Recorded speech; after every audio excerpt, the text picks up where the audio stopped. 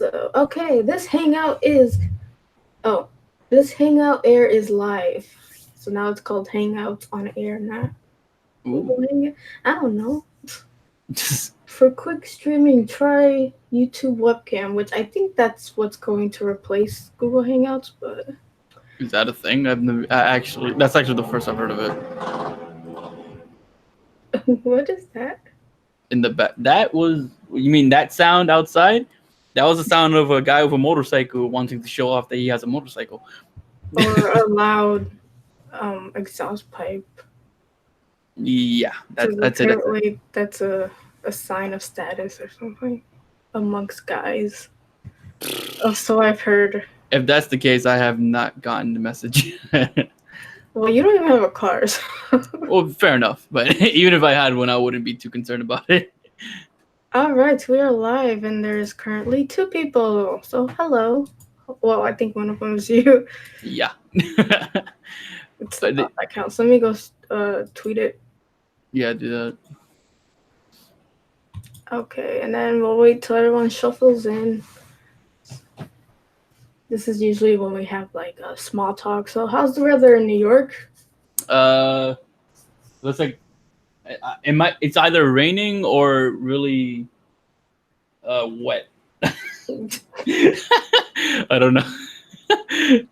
I've just been inside today just playing Persona, so I'm just like I don't know. You don't have a window?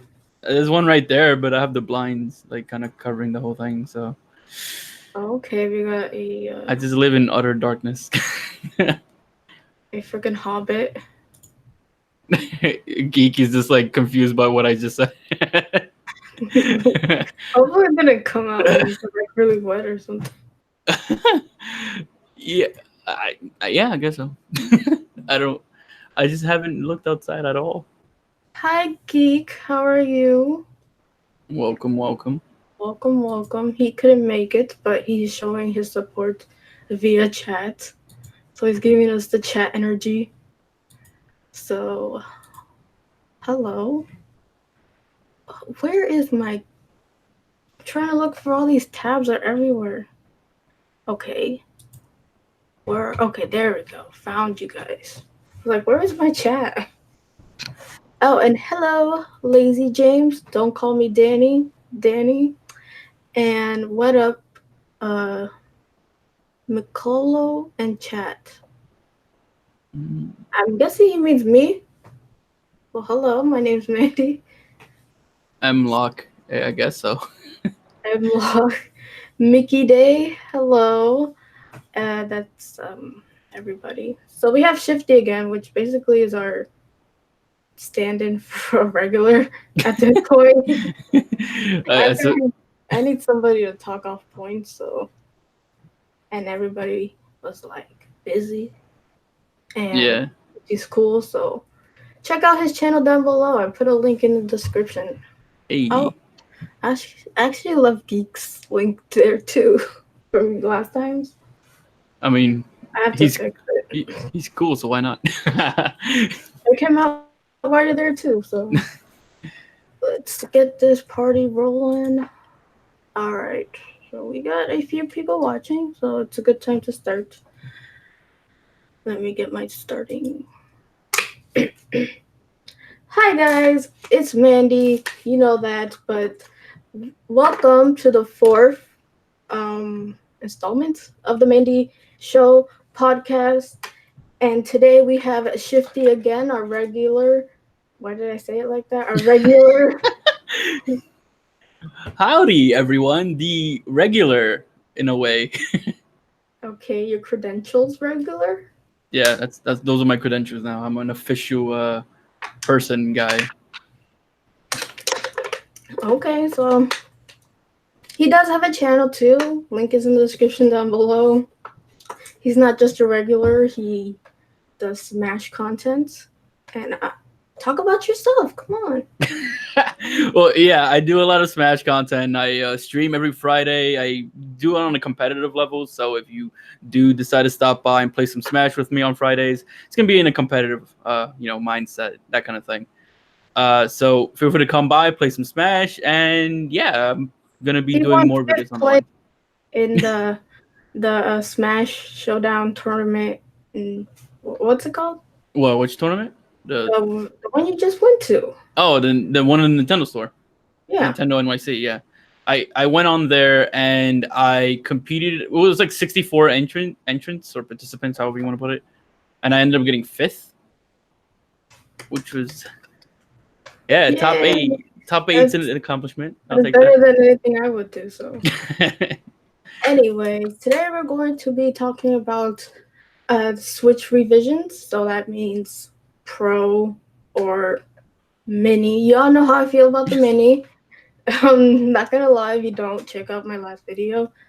And so I just wanted to get another person's perspective, and since you're my another person and the chat, you could chime in if you could like have a point. So what do you think about the Switch Mini? And like what are your benefits, or what are the benefits, or do you see it as more of a drawback, or is it just like a cash grab? It kind of a cash grab, but not really. It's like I think it's something I won't buy, and it's something I don't care about, and it's not something that would make me spend money on it in any capacity. But I guess there'll be people who care for that. I look at it kind of like the Nintendo 2DS, where it's like just people who would probably buy that who are trying to get it as cheap as possible. But for me, I just don't care. Well, this just conversation is kind of this echo chamber. I was hoping you would have something fresh. I mean, okay, like if I look at it in like, okay, if I just ignore my own feelings and just look at it as like how other people would probably feel about it, I'm thinking like there's people who probably want a cheaper Switch, right? Who probably want something smaller. I guess people who still like the 3DS to an extent and want that small pocket size system. I don't feel like it'll be pocket size still, to be honest. I don't know But what female pockets look like. yeah. Oh, then again, yeah, it kind of depends, right? Because like I know girl pockets are like basically non-existent. Yeah, so I mean, but I get the sentiment. Oh, like they want it smaller, but do you like? People say it'll be cute and chibi and all that, but do you know like the smaller it is, the smaller the screen is, Mm. and it's probably going to be like my iPhone 10, where it has a good enough screen for a phone, but for a console, do you really want to play your games so freaking compressed like that?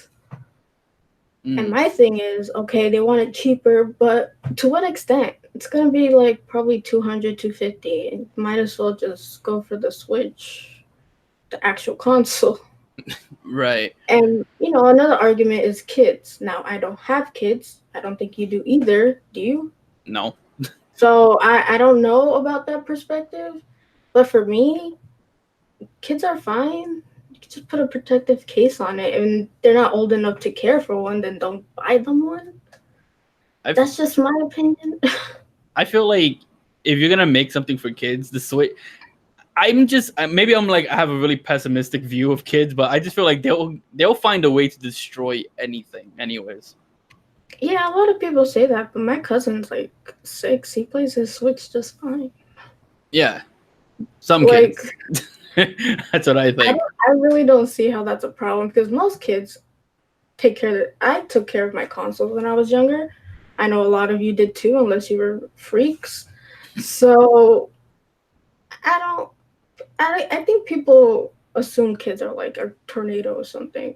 I don't know. I don't have them, so I can't really say much on that perspective. But the price, do you really want to skimp out on a console, man? It's like buying a car, not a car. It's like buying, okay, the PlayStation. You're not going to buy a PlayStation Classic because it's cheaper. It's technically a little PlayStation. You want to go for the PlayStation 4 because that's where all the power's at. That's where all the games are at. And I'm just like, why would you want to go for something less? For like for the size that it's just a little bit smaller, which the Switch can be portable, so Well, it's not stuck to the dock. what if it's like and I don't see this being the case, but like, what if they do make a Switch Mini and it's more like, you know how like the 3DS had like the bigger version, but it was just exactly the same price. Well, one had 3D function, the other one didn't. Yeah, like what if they just didn't remove features and they just kind of like made it smaller and then I don't know, made it the same price or something. That takes away the value from the Switch, and the Switch again needs more power. So Yeah, we're kind of moving backwards at that point. because I know the 3DS had like they had like the regular one, then they made the XL. That was the same price anyways. At least I think it was, unless I'm remembering it wrong. I don't know, but yeah, they didn't really like. They did a lot of different versions of the 3DS, so I could kind of see them doing that with the Switch. I just don't like. I just don't have much of an interest in getting a mini version. I didn't get a new 3DS until the new 3DS happened.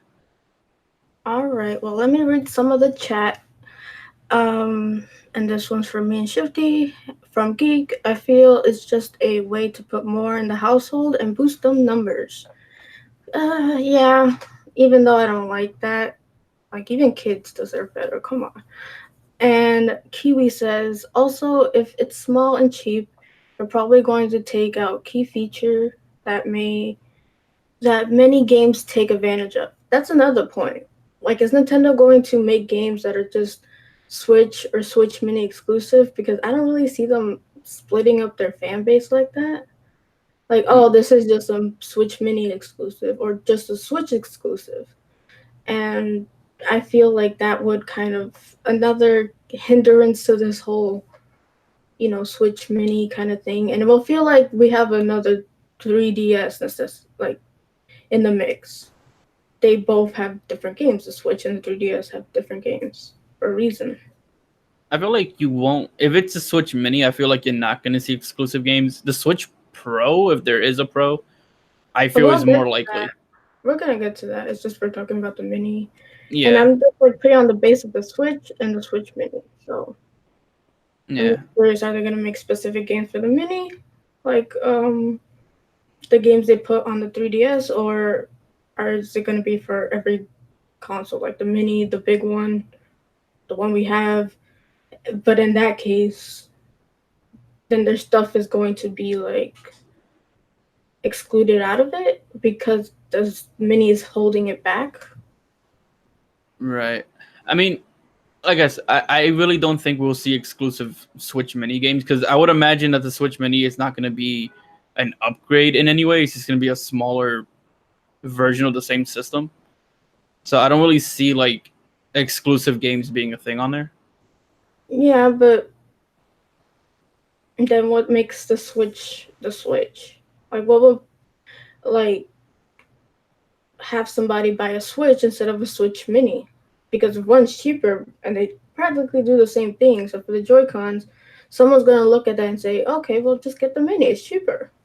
It has the same games, and that's kind of like takes away the value from the actual Switch. That's probably that could probably be the case for some people, but I think that if Nintendo's doing a mini, they're probably hoping for something like that just so they can boost sales more. Because people might just go like, "Oh, hey, I can't afford the $300 Switch, so let me just get this cheaper version for my kid or whatever the case would be, or someone who just doesn't want to spend the extra $50 or $100."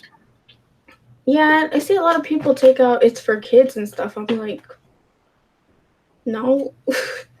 Like, okay, if your kid can't handle a Switch, probably they'll break their Switch Mini too. Like, it Mm. just depends on the parenting at that point. But I just don't like when people bring up the points about kids when we don't know every kid is gonna smash their 3DS or their Switch Mini or the Switch, and there's I never did that to my consoles when I was a kid. And I'm sure all of you had consoles when you were a kid. Did you go smashing it around? The one thing I did do was misplace the CDs and they kind of got scratched, but I didn't purposely do that. Right. I mean, I can say that I did have a neighbor at one point that I used to grow up with that they didn't take the greatest care of their games. They would just kind of be all over the place, and he was the kind of kid that had like Cheetos fingers and like play with controllers with those like dusty, disgusting Ew. fingers. Yeah, I wasn't a fan of it, and it got to the point where I was so paranoid about letting him touch any of my stuff that I just never let him over in the first place. Yeah, because that's nasty. Exactly. As someone who was playing the games and had the consoles, you didn't want to break it. People have these misconceptions that, kids are just gonna break the stuff they play. And if it was my mom, she would whoop me, and I wouldn't do that. Like, she literally prevented me from taking my 3DS to school. I had to sneak around and do that because she was so paranoid someone was gonna steal it, and I was like, no one's gonna steal it. No one's gonna steal it. And guess what? You got stolen. Yeah. My first 3DS, not 3DS, but like DS got stolen. Damn. I was like, oh man, I had one job, man. But I mean, like after that, she didn't really let me take my stuff. If she was paying for it, nope.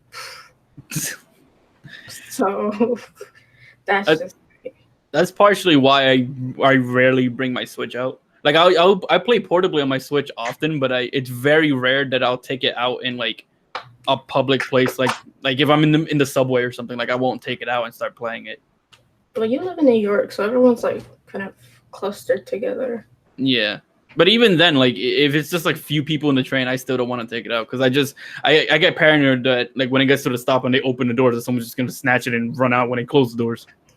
Yeah. And what am I gonna do about that? Whoops. Like, oh, too bad the train's moving. You know the New York hustle more than I do, so. Yeah, like I'm not risking that. My mom used to say that when I went to New York, she told me to hide my phone and don't take it out unless you're like somewhere where you could, because and I had a gold chain that had my name, and she like told me to take it off because someone's gonna like rip it off my neck or something. I'm like, jeez. Okay, funny you mentioned that because the first thing I take my phone out all the time. That's not a thing, right?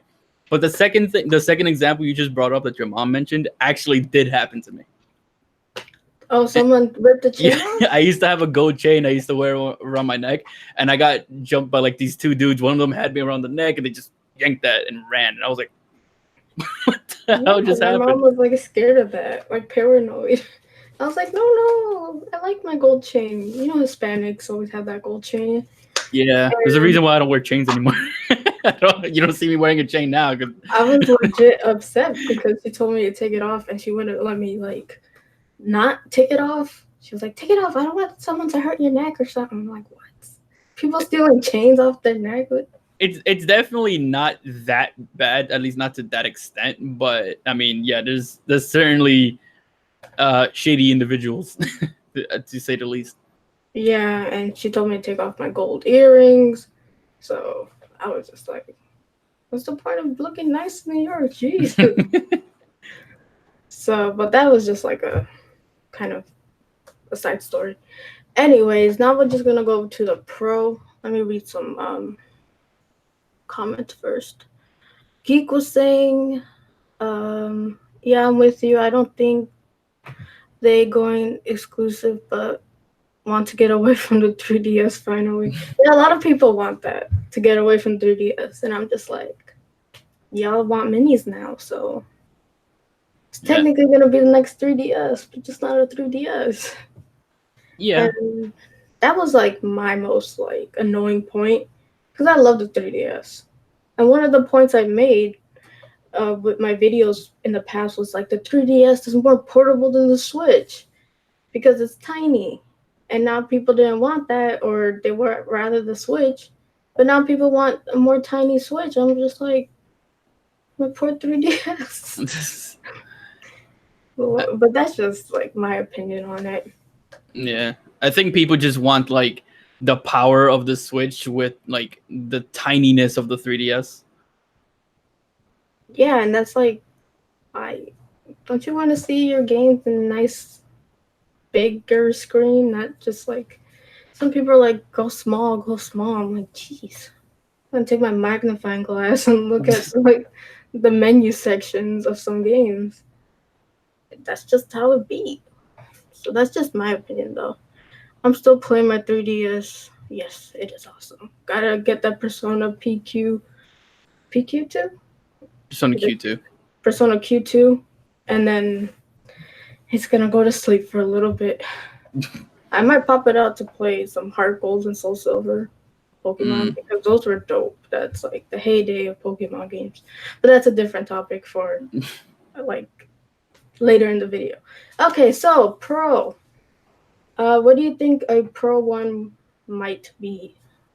Like what features or like additions, power? I feel it would mostly be power related.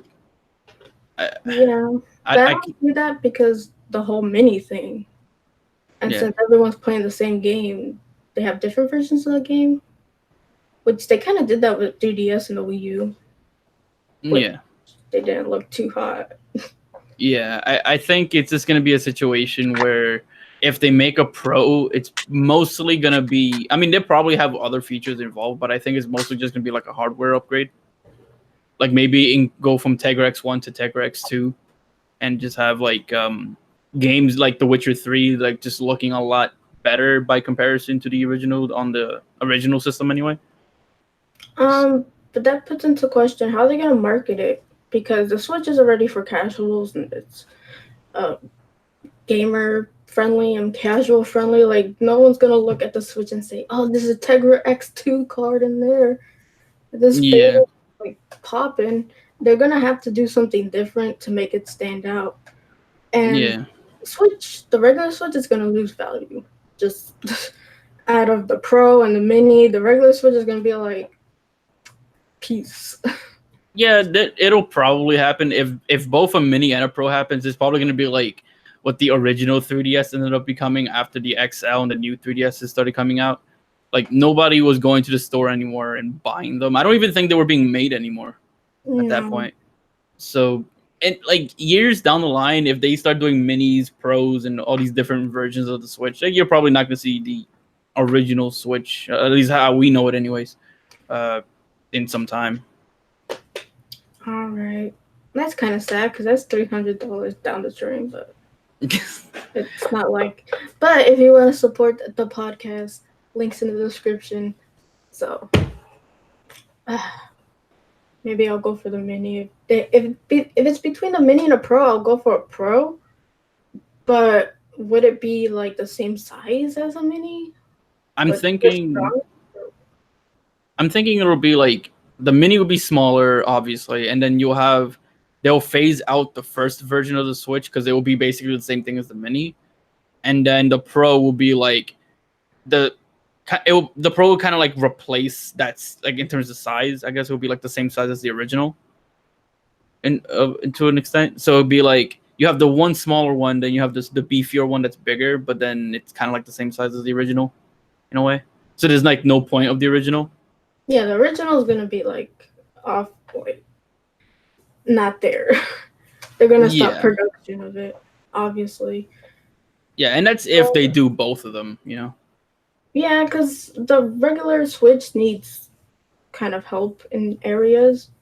So I always saw that the Switch was going to need an upgrade.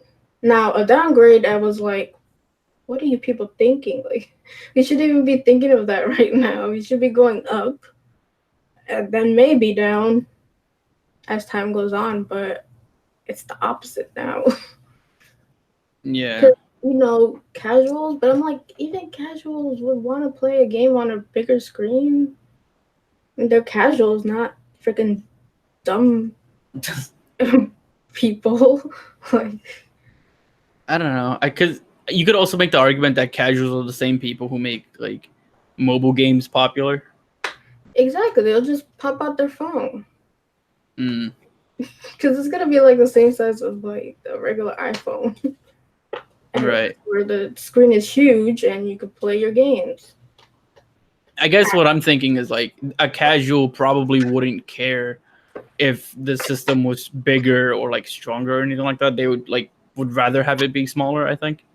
Yeah, I think that too, but it's kind of setting a bar that casuals can't, have a better standards. Like, okay, yeah, you like mobile games, and y'all know how I feel about mobile games. But if you're gonna go for a console, go for the best console for 50 more bucks. That's just my thing. I don't know how other people shop, but when I shop, I'd rather go for the best thing instead of saving a few bucks and then having it underpowered or breaking or whatnot. So that again, that's just me though. Mm. Let's see what chat thinks. Blake Williams, what if the Switch Pro is 350? Now that's expensive, and the Switch Mini is 200. I'm seeing the Pro being like the same price as the regular Switch because I don't see anything more that would justify that, price gap. I feel like it'd be similar to how they did the 3DS. Like you have the cheaper model that's smaller and kind of like more for the casual side of things, I guess. And then you'll have the stronger version of the system come out and kind of like just bump the original out and like kind of replace it.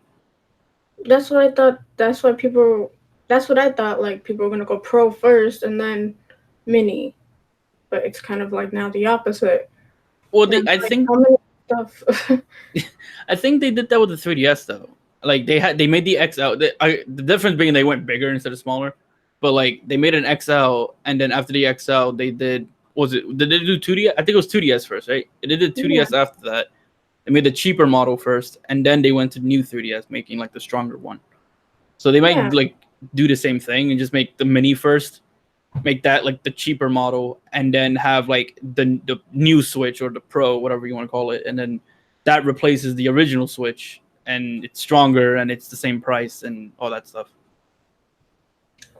I don't think that's a good idea, but That's you're if they putting yeah, that's like if they go the pretty much the exact same route as like the 3DS, which I don't even know how likely that is. yeah, because there's been rumors, obviously. Nothing has been confirmed yet. Thank goodness your wallet could stop yelling for a minute. But that's what I see happening from like the rumors and the theories. And everyone's like, oh, Switch Mini, how cute. I'm like, how is that cute? I like cute stuff, but I think my Switch is cute. I don't know. That's more cosmetic, if anything. And some people are saying it's going to be 350 to 400.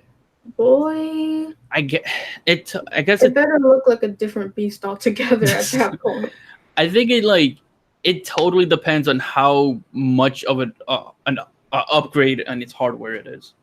Yeah, because I don't see a $400 Nintendo console anytime soon. And I ain't paying that. Like it would legit have to be a pretty significant upgrade. I think, like it would have to be more Something. like yeah, like it would have to be like a bigger upgrade than the 3DS to the new 3DS was.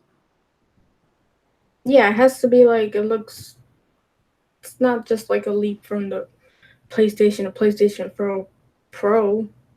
It's gonna have to be like a different model console. I don't know. Yeah, Maybe do something like I don't even know right now, but maybe I do something nice. Maybe have a good online system, but that's just standard. They that should fix that, by the way.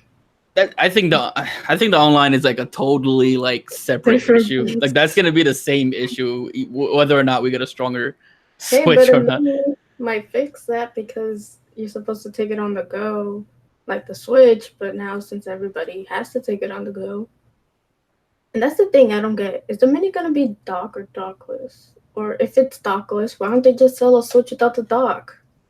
I don't. I think they do that in Japan. Then do it over here. It would work. I assure you, it would work.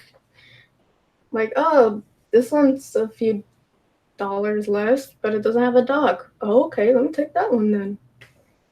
Yeah, and now that I think about, I just kind of remember this while we were talking about it. But I feel like making a new version of the system that's more expensive than the original is that how common is that? Because I'm pretty, if I remember correctly, Nintendo did it so that the 3DS was the same price as the one it was replacing, right?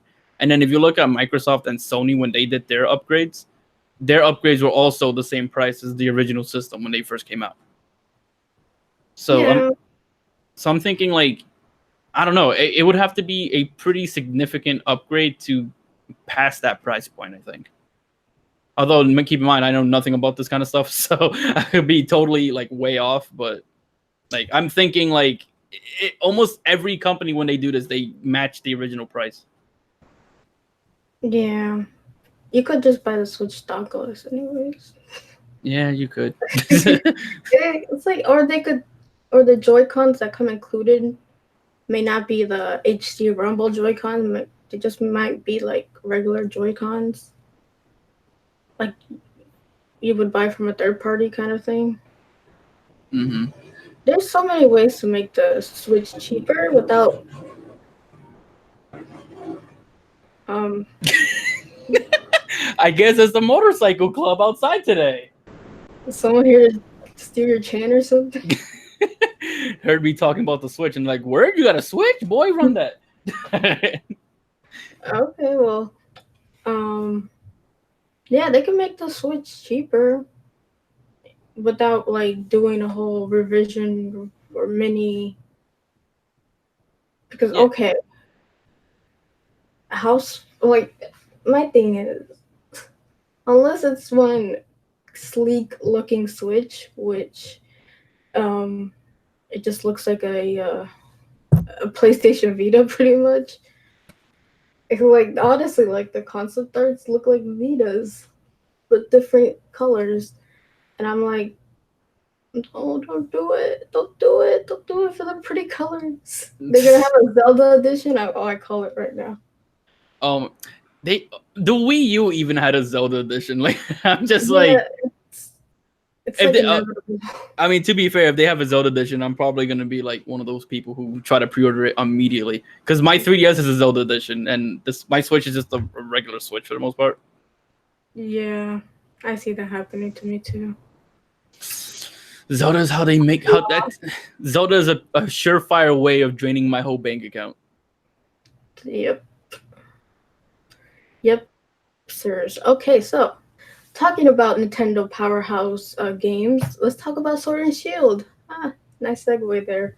Ah, Ah, so the first question on the table is, what do you think about it? Because there's been like the controversies. concerns, like Game Freak is getting lazy or something. I think I don't think they're lazy. I think they're way understaffed.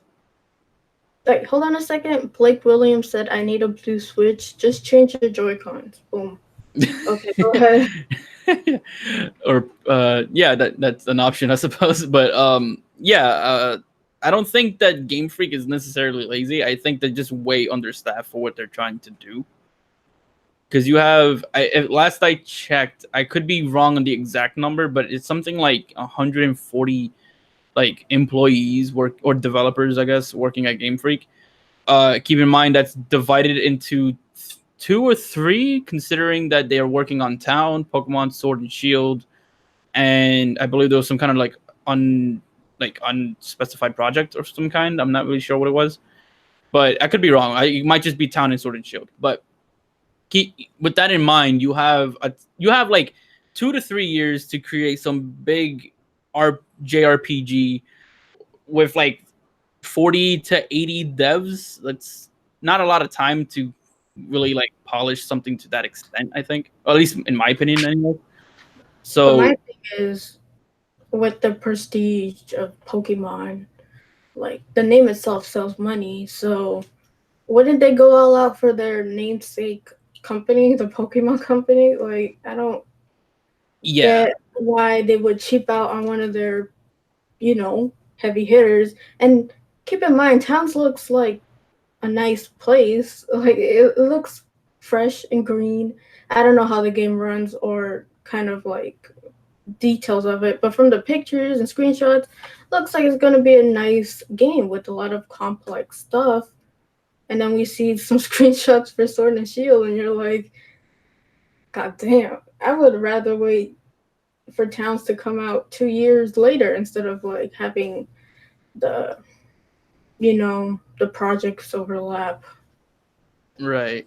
I I think it's definitely more on Pokemon Company than it is on Game Freak, because Game Freak is doing what they can with the like the small size that they are working with the small amount of time they're working with, and delaying those games is kind of like, at least I think, kind of unlikely, considering they have to time everything around the anime, the Pokemon cards, the plushes, the merchandise, all that stuff. Like they would have to push all that stuff back to Do have you everything think come. that they would have ahead of time kind of plans going?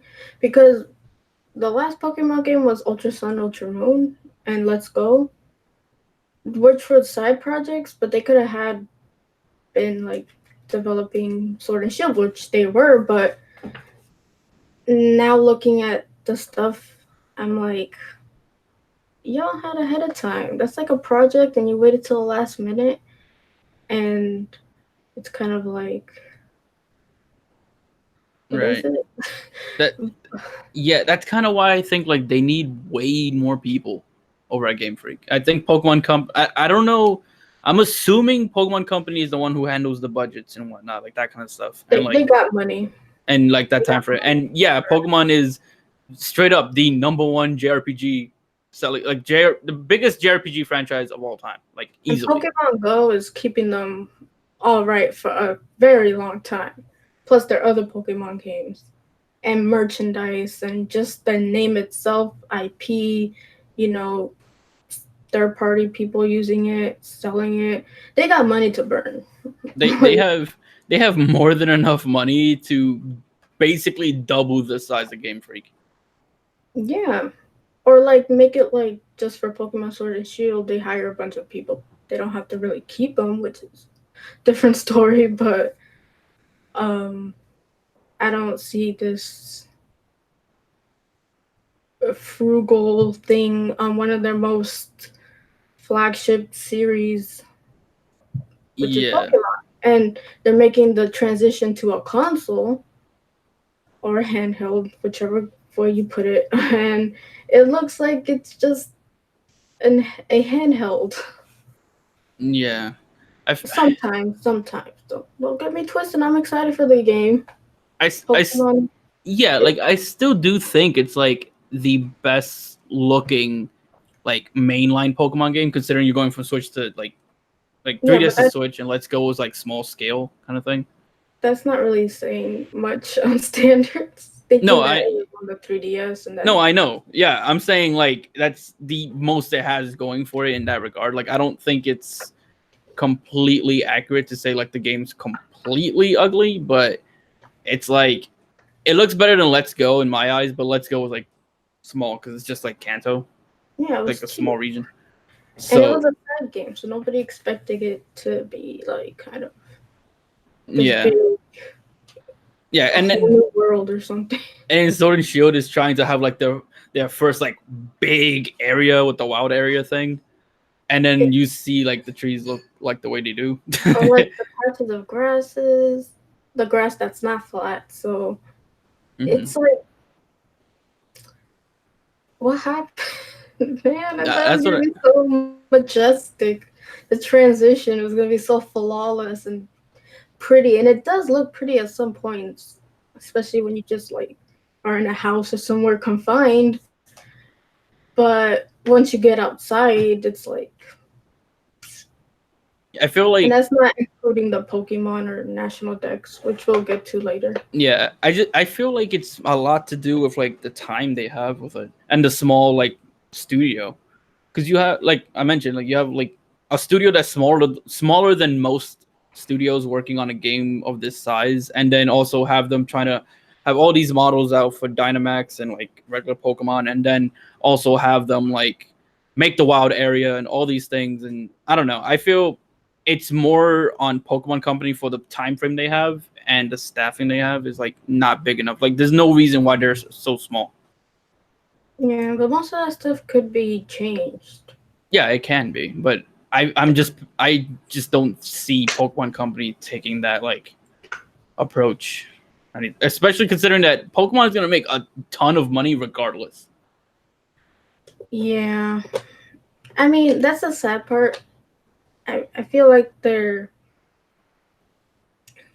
quality is dropping, but they're gaining more money, which is good, but the quality is dropping. And like that Pokemon, you know, you always knew Pokemon's to be a good game. Pokemon, my favorite is Heart Gold and Soul Silver, and I think that's the peak where they peaked. Not Hmm. only did we play in the other region, we played in Kanto too, so we had like 2 games in one. But that's a different topic. And now with the Switch version, I feel with more power they should have done more, but now it feels like they're holding back Mm-hmm. or they're not putting as much. They're kind of taking away stuff like the national decks and random Pokemon that might have been in there but can't be anymore due to time constraints and all that. And I feel like the the guy said it's 800 Pokemon. It's gonna be hard to animate them. I'm like, that's the hole you dug in. First of all, nobody told you to make new Pokemon every generation, and but they did. And now, like when it's time to transfer them or put them into the next game, slowly they're becoming more and more like, oh, we can't do this for this amount of games or this amount of Pokemon because blah blah blah blah blah reasons.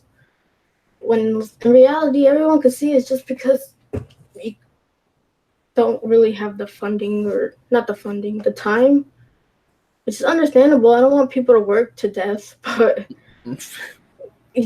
kind of be more transparent with the community on why there might not be a national dex at first, and if there's going to be more input, say that. But Mm. PR is never good, even though that's their only job.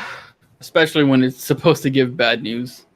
Exactly, it's like your PR company. Your only job is to make bad news look good.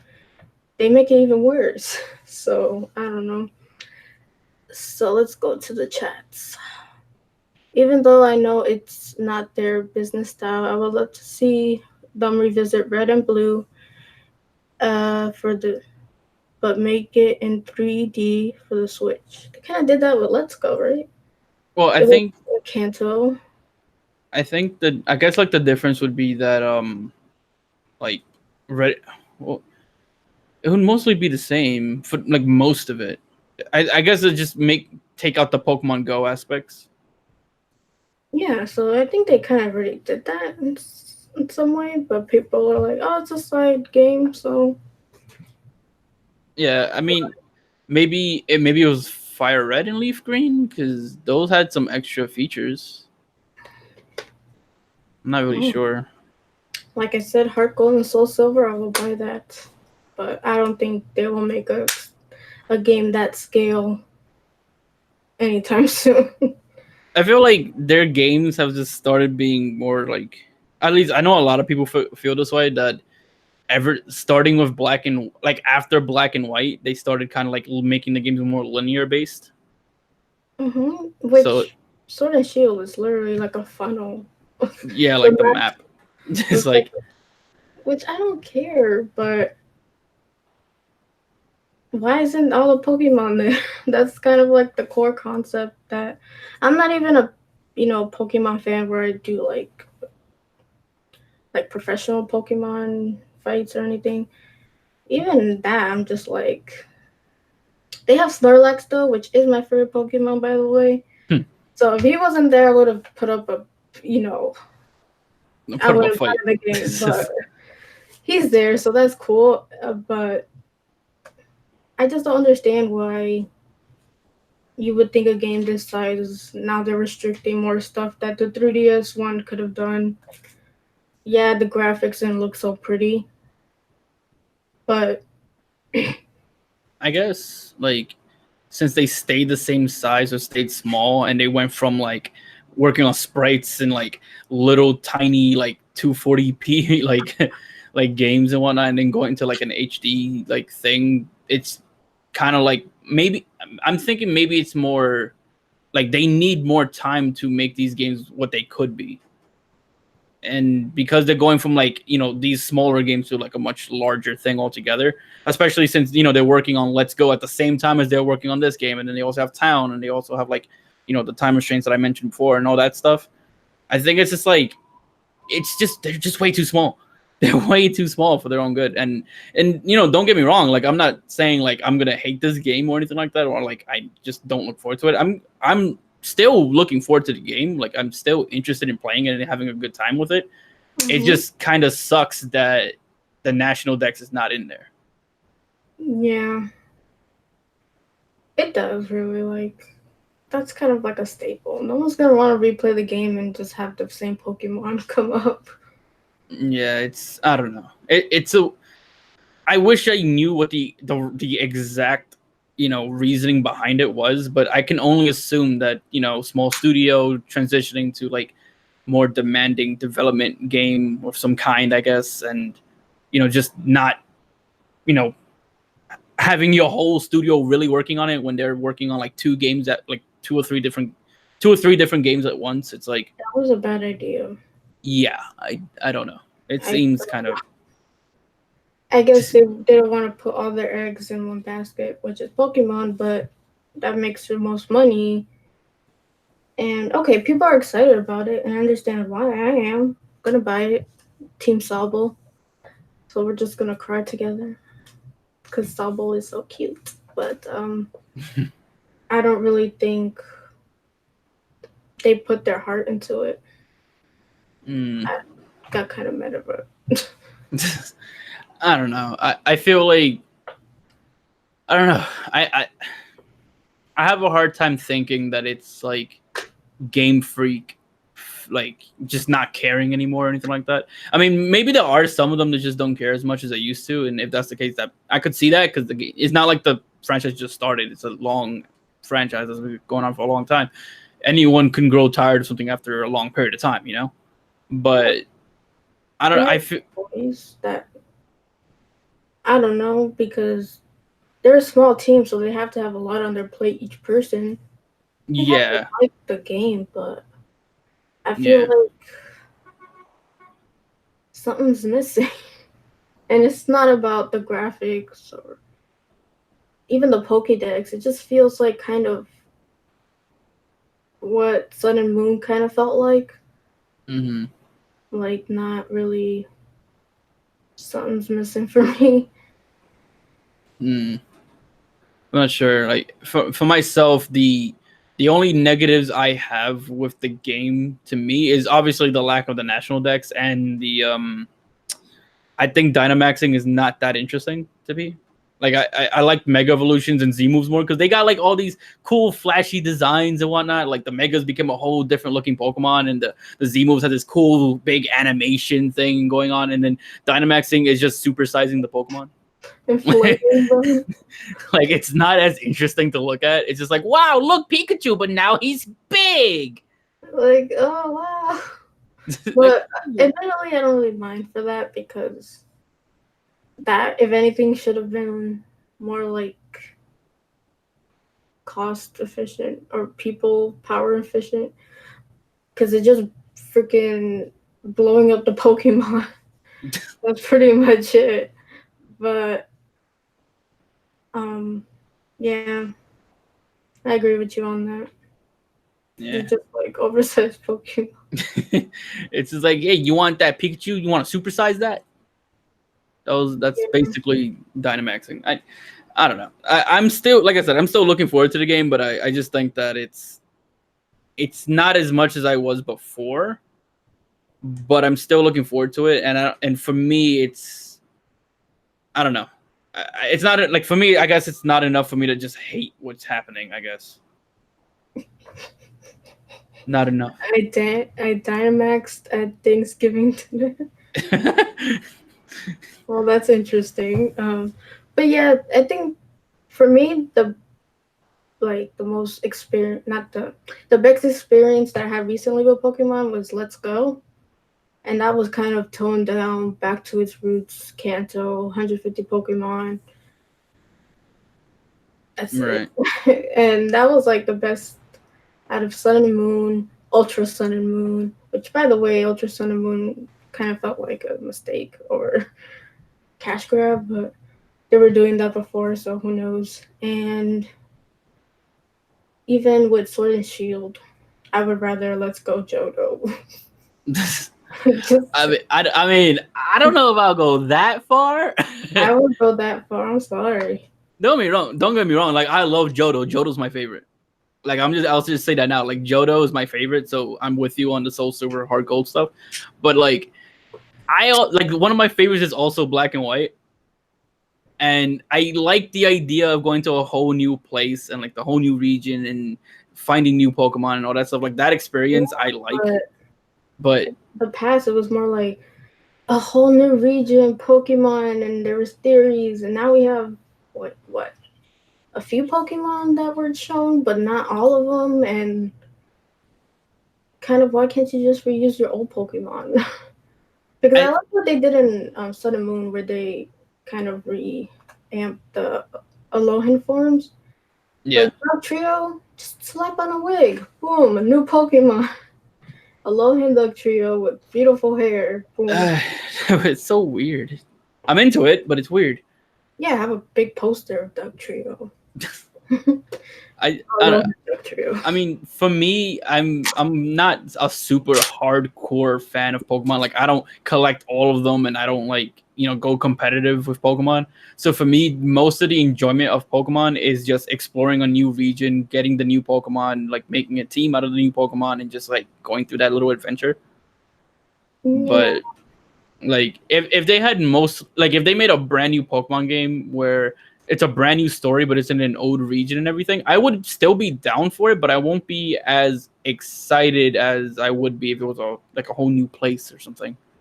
I'm like, how big is this world? How many regions do they have? Because it's like, honestly, I think at this point, regions just mean country. yeah, but even then, it's like they have a whole map. I don't know how big they are in scale, but I'm like most of the visit places, but make them different or have a different kind of adventure or story.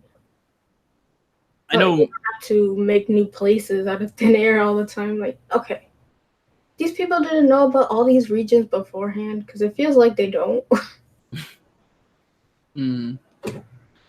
I don't know, because most of the regions you see, I think Kanto and Johto are the only ones that are not like this. But like every other region, they're always in like some like really isolated like island location or something that's no other country around it or anything. So it's like I imagine just like Kanto and Johto are just this one thing, and then like there's this random islands all over the planet of just like Kanto and Johto made sense because they were like you could see how they connected. You could see like this whole continent, but everybody else is somewhere. I don't even know. Yeah, they're like in some random other continent that's nowhere near like all the other ones. A quick boat ride, and now you're on. Except for Sun and Moon. Sun and Moon's just like a bunch of tiny little that islands. One makes sense. It was small in scale, and it could have been anywhere, but like the Galgar region. Did anybody miss that or something? It doesn't look pretty small. I don't even know, because you can make the same argument as to like how did no one know about Mega Evolutions until like the 6th generation? Yeah, just like, kind of making stuff up on the fly is kind of catching up to them.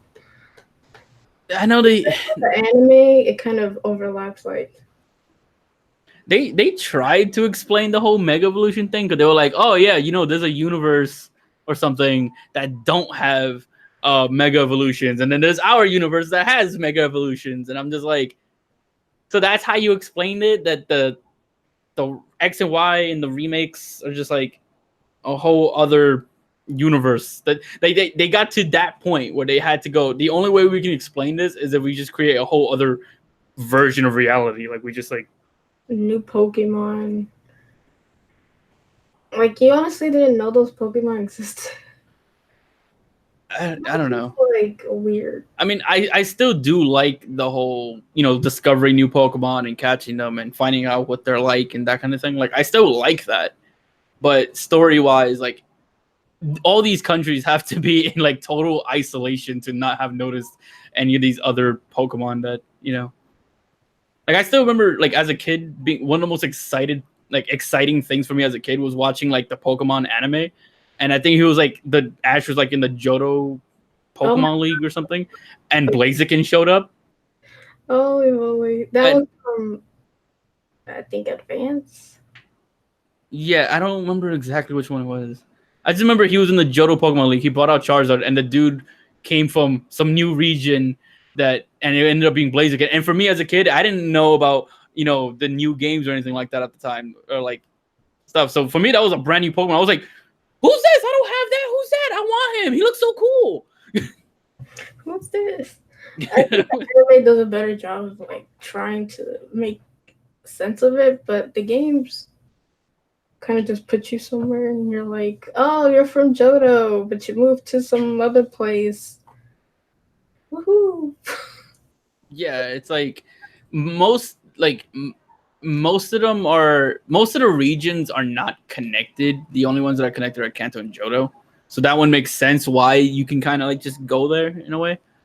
But like the other ones, like you look at the big world maps of them, and you look at them in its entirety, and a lot of them are kind of like just cut off from like a lot of other places. And the ones that aren't cut off, you never just see past that. Yeah. So they feel like they're in isolation, like, unless you're talking Kanto and Johto. Yeah, but they did something in Sun and Moon which I also liked, and that is like some Pokemon look different because of their region. If it's cold, they're more blue, or they have more fur. Because that's like, oh, common sense or something. Like, evolution, how cute. But now it's just like, do you need a new Pokemon for everything? I was always in the camp of do not make a new set of Pokemon each generation, maybe every other two. So now you don't have 800 Pokemon to keep up. I think because I like discovering new Pokemon and new places, so I think they should keep making new Pokemon, but I feel that they shouldn't make Pokemon as often as they do, or like make a new generation as often as they do, because they're almost yearly. Like I think like every once in a while they'll take like 1 year off and there's no Pokemon game. But for the most part, it's like almost every year they have a new game. So I feel like they just need to have like more time in between so that they can make the games better and not like this rushed process where they have to reuse. Like I know someone in the chat brought up that they reused animation cycles from like Sun and Moon's like animations and whatnot. Like if they had more than a year or two for like each of these games, or didn't have to split their team in order to make that happen, they probably would be able to not have to reuse that. But they're kind of limited on what they're doing. So you're gonna see them reuse a bunch of stuff. You're gonna see like graphics not look as good as they're supposed to, or you're gonna see like a lot of rushed stuff, in my opinion. So I think, yeah, To like their advantage at first, but now since like there's 800 Pokemon,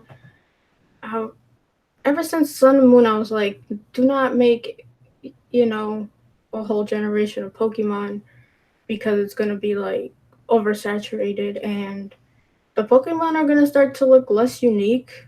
Like I like the starters for the new one, Sword and Shield, but they kind of look generic. Like I've seen them before, and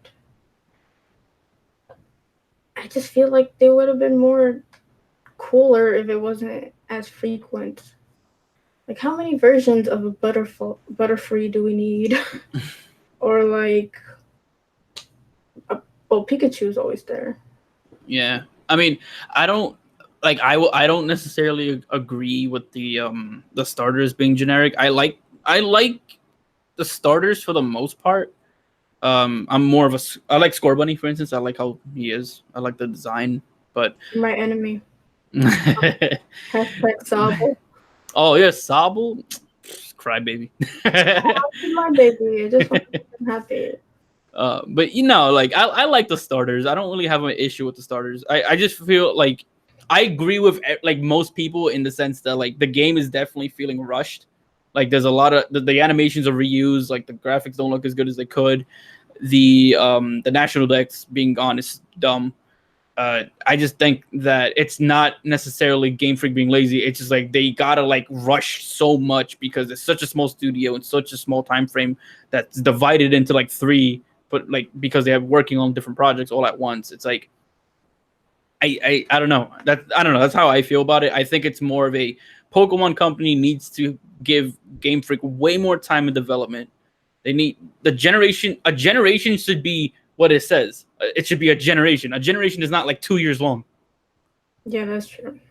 Like that's dumb in my opinion. It Like was they need to put way like more time.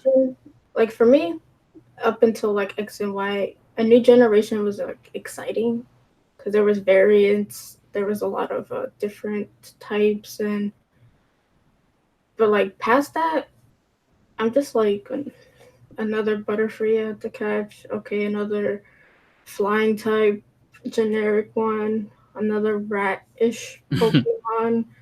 I like Walu. She cool. She cute.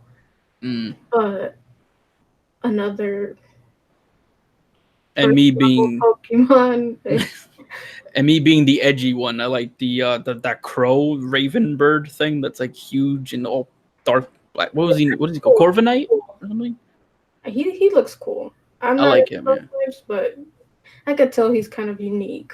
Like I'm very when it comes to Pokemon, I like designs that are more simplistic in how they look rather than like very like dramatic in terms of how they look. I know I don't know how to pronounce it, but someone did bring up some that people like some people like simple, some people like the more complicated designs. Oh, Kiwi? You can just Yes. call him Kiwi, and no one knows how to pronounce it. All right. Well, yeah, Kiwi brought it up then. That's like yeah, like I'm like some people like the complicated designs, which is totally acceptable and fine. But I'm like I fit more on the side of like I like my simplistic designs. I like Gen 1, Gen 2, some of Gen 5 and Gen 3. Gen 4 was just like all over the place. Gen 6. Yeah, like I thought 6 had some pretty good designs, but like when if a Pokemon looks so spiky and like over dramatic in a bunch of ways, I'm typically just like I don't how are you how do you exist in a natural ecosystem? How do you live? Yeah, that's how I didn't like the Sun and Moon. Some of them look really artificial. Like that Pokemon that had it looked like a dog. It looked like trash. Oh, Poor thing needs to be put down. I'm sorry. I like simplistic designs more than anything. So like in terms of that, I guess that's why I like the Sword and Shield Pokemon so far because most of them don't look that like overly complicated. Yeah, like a sheep, a frog, Yeah, bunny, like and a monkey. yeah, a monkey with a branch and stuff, and he's just like banging on things like that. That looks normal to me. That Natural. yeah, like I like the designs of the new Pokemon. I'm pretty cool with it. Well, so far me too, but like Sun and Moon, I think they got the point that we don't want refrigerators or microwaves. And that came from Gen 4. Gen 4 was probably my least favorite, to be It looks honest. like an acid trip. Something like Yeah. what do you guys think? That's when I first thought maybe they're running out of Pokemon ideas. The cool thing too is that the guy who's like I don't know if he's like lead designer or whatever the case may be. The guy who's like the lead person for Sword and Shield is, to my knowledge, the first Western like developer to do that at Game Freak. Because like he joined in during Black and White. He designed like 2 Pokemon, and then he just like was part of Game Freak from that point forward. That should be a contest. To be like a Western developer in Game Freak. Like try to make your own Pokemon and enter them, and we'll pick one. You know, they did have a contest for like I don't know if you heard about it, but what was that, a shirt? Oh no, we want a Pokemon. I'm telling you now, they're probably not gonna do a contest after that shirt one ended. You hear how that ended? How to end? The guy who won got disqualified because he tried to sell the design online or something, and so Pokemon Company was just like, yeah, we're not doing this contest anymore. We're not. None of the shirts are getting in. No one's getting any like rewards or anything. They just shut the whole thing down. Man, he ruined it for everyone. But yeah, they should be like, okay, all fan artists and stuff, give us your best concept Pokemon. We'll pick it if you like it. Oh man, No, sorry. I think shirt guy like I think shirt guy ruined the possibility of anything like that. Yeah. Well, It'd be cool though. that would be cool. It'd be fun to see like whose Pokemon actually got in. No. And then that person gets all the clout. But just clout, like I said, no royalties. So No royalties because everything, you know, it's Pokemon Company. It's all Pokemon Company. you get the clout though, You get the clout. You get the Twitter followers. and you get the prestige of being a Pokemon maker. You get to say, "I made that." Exactly. So I still want Grokuchu. Gorochu. Oh, that's that. Spreading these names, man. Walu. I like Go- Graki, Scorbunny, and Sobble. Easy. Then they have some like freaking name. I'm well, like, holy moly. Gorochu's it's not even a Poke. Well, it was gonna be a Pokemon, but it's one of those like Pokemon that was in the what was it? No, it was like it was supposed to be a Pokemon in Red and Blue. I think it was supposed to be an evolution of Pikachu, but it never became a thing. Oh, they could take out their trashed Pokemon ideas. Yeah. I mean, like they did that with like Ultra Evolutions or something. Like they were kind of.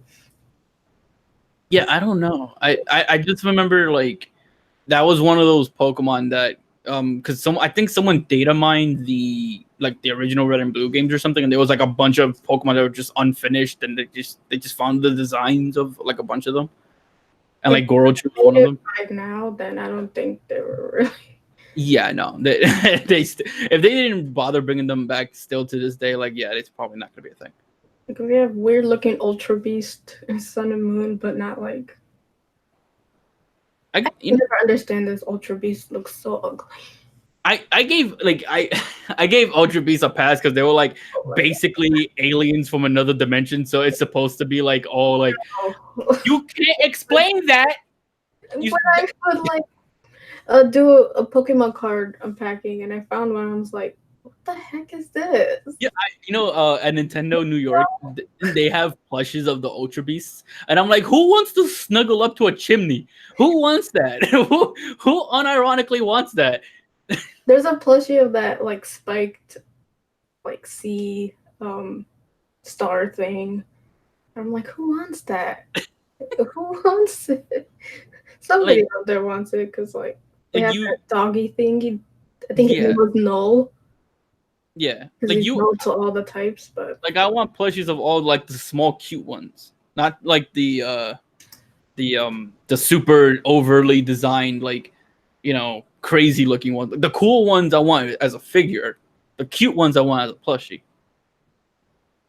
yeah, Kiwi says Ultra Beast makes sense. Yeah, that's what I was. Because Yeah, they're that's in this world, but they still look ugly. yeah, that's kind of what I was saying. Like I understand why they look like that because they're basically like aliens from another dimension, but they still ugly. Some of them are just like plain creepy. Like if an alien comes down from like another galaxy and lands on Earth and they ugly, I'm just gonna tell them they still look ugly to me.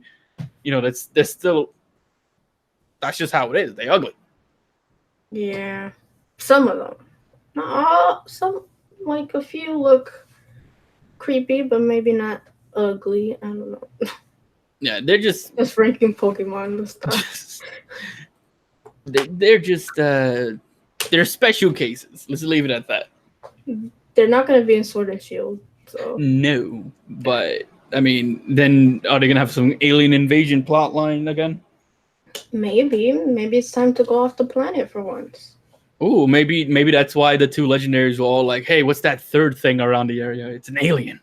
Yeah, because I think they're running out of like legendary powers. Because like Arceus was supposed to be the OP of the OP.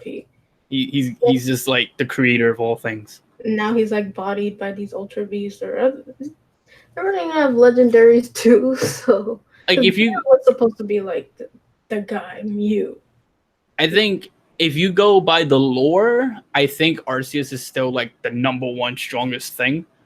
But if you go by like competitive battling, I think Mega Rayquaza is still like the best thing ever. Well, I think it's more of like lore wise, like oh, Yeah. got the one who created everything, the one in the sky, the one on land, the one on ocean, volcano, cave, nowhere else to go. Celebi is the forest, and we got the lake. Um, legendary Pokemon. I forgot their names, but there's three of them. And Oh, then the ones under Arceus. I think so. Uh, They're Arceus at this point. because they got Arceus is like creator of everything. Then you have Dialga, Palkia, and Giratina. Which are like Like dimensional. yeah, it's like time, space, and antimatter. So creator of so they must be more powerful than creator of everything. Well, not necessarily, because to my okay, like I'm about to get into like Pokemon lore, but I'm not a genius in Pokemon lore, so my bad if I don't get everything 100% correct. But to my knowledge, Arceus creates Dialga and Palkia. Dialga rules over time. Palkia is over space, so they kind of like imagine what happened. They clash a lot. Well, I remember that. They have some cool fights. Yeah, I think it's like they're not stronger than him because he still controls everything. I think, and then the other they just kind of control that one lane. If that makes sense. Yeah, I get that. At least that's how if I remember, I think that's how it works. The most creepiest one was the multi-dimensional. What's his name? Giratina. Giratina. Oh, his intro was like damn, that was intense, man. But he's like, and I think he was banished and everything. Like he's like the closest thing to like and then there's Darkrai. yeah, Darkrai is like nightmares and that sort of thing. Like every legendary has like a purpose. Oh, I mean, at least you'd hope so, because Heatran exists, and I hate Heatran because he shouldn't be a legendary in the first place. But Heatran? Huh? I don't know Heatran. He's a legendary from, I think it was either Diamond and Pearl or Black and White. I forgot which one. But again. he's just like a legendary that's like, oh, lava got really hard one day and it became Heatran. I'm like, how is that a legendary? The rocks, the cold one, the grass moss rock. Oh, yeah. Or something. Yeah. Oh, was that him? Like, wait, what? What? Legendaries are getting mixed up. I mean, you got like the Lake Trio, the Creation Trio, you got Heatran, you got like, there's a lot of fellas out there who are yeah. Who are they? Realms of X? X and Y? I always thought one was male and the other was female. That's why it was X and Y. But recently I discovered that's not why it's X and Y. No. I'm not really sure how that goes. Heatran is 5th gen. Okay, yeah, Kiwi just let us know. Yeah, Heatran is 5th gen, and I hate Heatran. But no, yeah, the X and Y was like, I think one of them was supposed to be like, Xerneas was what, life or something? He was the reason for mega evolutions or something like that. And then Yveltal was like, if something was in his shadow, they died. Like he was like the Pokemon of death or something. It was like some really edgy. I didn't see that coming. It's like life and death or something. I don't know. That's so cool. I have to go revisit some of this lore because. Yeah, what Matt made said life and death. Yeah. Well, that's a cool concept. That is like, really cool. Like if you take the time to look into like Pokédex entries, some of the Pokédex entries are ridiculous. So. Yeah, like Alpha Sapphire and Ruby Red, Ruby Red. Omega Red? No, Omega Ruby. There you go. Yeah, that one had the whale. The whale. A whale lord? No, but you remember from it's like a whale, and then the other one's like a T-Rex looking fella. One's on land, the other one's in sea. They're grouchy, and then you got Rayquaza watching over them. Oh, Kyogre and Groudon. Yeah, land, sea, and pissed off dragon. Just Okay. Yeah, there's a lot of legendaries. yeah, there's a ton of them. Like the Okay. ones that have like a purpose, I like. I like Kyogre, Groudon, like all those guys. Like I like all of them. I just don't like Heatran because he. Why is he I don't understand why he's a legendary. It makes no sense. None of them make sense really, but they I got a mean, purpose. the Heatran's purpose is to be hardened rock. Like, what is it supposed to be? I don't understand. It doesn't make any sense to me. I No, don't. that's what he does. He's like the only. Try doing his job. Like, it's boring. Whatever. Heatran's just dumb. They should have like a whole like legendary pack adventure. Like all the legendaries are thrown into a dimension together. Well, they kind of are, but like they unite and you get Pokemon legendary battle. like It is like what it is. like a Pokemon battle royale. Yes, I like that idea. I think there's Instead of actually regular Pokemon, you gotta be at least semi-legendary. Sorry, someone did like an animator did make a video like that though. that'd be cool. It could be like they're doing a Pokemon Trainer Masters thing, which I thought was a cool concept because I always wanted to play as a, you know, an OP master, not some kid Yeah. 10 years old. So I always thought that was a cool concept, but I think it's called Pokemon Masters something. Yeah, I think you had it right. Pokemon Masters. So you take all the Pokemon Masters and all the legendaries, throw them into one game, boom, action packed. I mean, it could be if it wasn't, a mobile game. My heart broke, man. Like, Why do we get Sword and Shield when that stuff is on the phone? I don't know.